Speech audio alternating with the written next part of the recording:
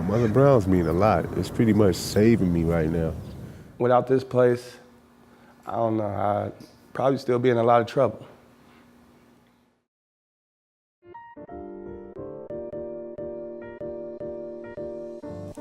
Mother Brown was a lady who grew up in the neighborhood.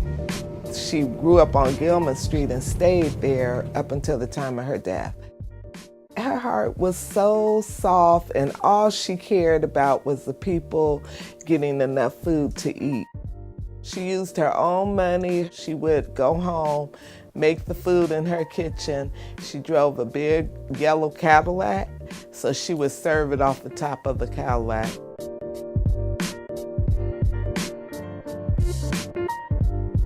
From there, she opened up the drop-in center in the dining room and the food bank and decided that all services for here are free. I took over at UCHS in October of 2004.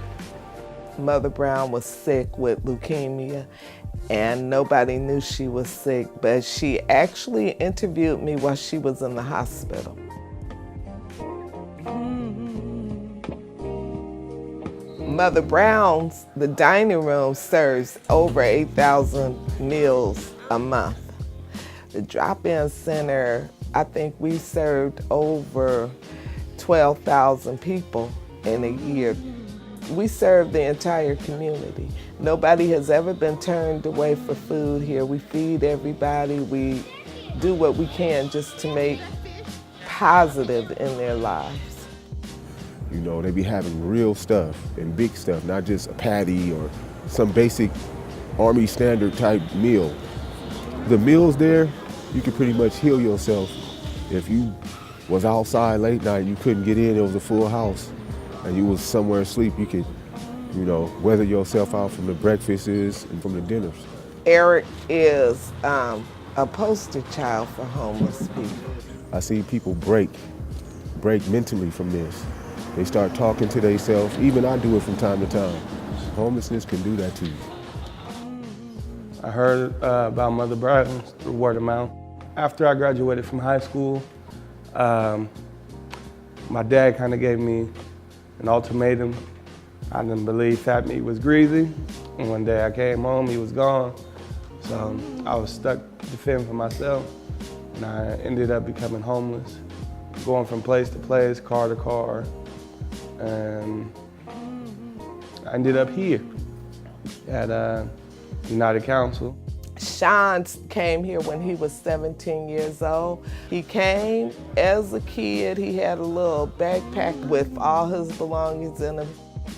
I was still kind of young, so I was very embarrassed. I didn't want the people to know I was coming down here, so I used to come late at night and handle my business, wash clothes, take a shower.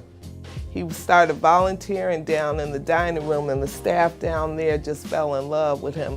Yeah, I would stay after and help clean up, do little odds and ends things, and then I ended up getting a job. Thanks to them, I was able to get housing. They took me off the street to helping me rebuild my life little by little, step by step.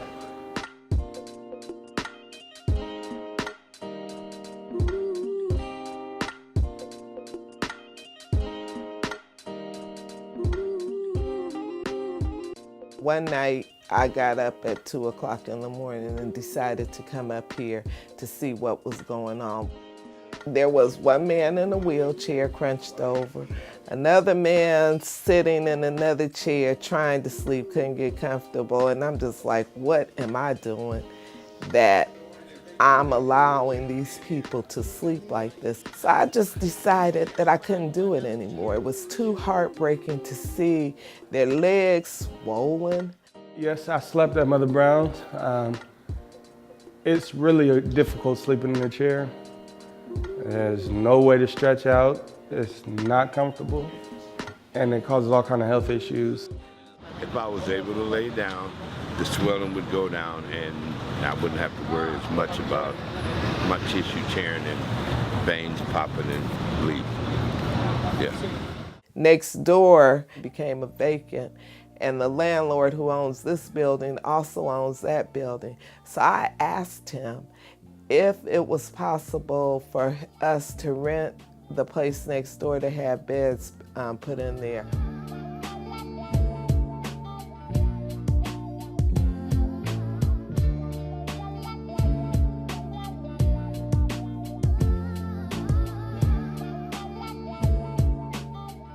There's an urgent need for them to get some beds. They need it. After a while, you don't get that good rest on your back, you start to decay and stuff. I mean, like me, I'm starting to walk all slow, legs getting all fat for no reason. And people will be in a better, healthier zone, you know. Good food, good rest, and you bounce back. It's like, how can you deny somebody somewhere to lay down at night and you have no idea what it's like to be in the situation, but yet you cast judgment? I just say, how dare you? I worked with her for a whole year before she passed on, but I promised her that I would keep this agency in the community, and I would work with people from the community to give them a second chance. So I think that's what really motivates me a lot, is my promise to her that that's what I would do. What brings me joy? Good people. Oh. This place. Oh.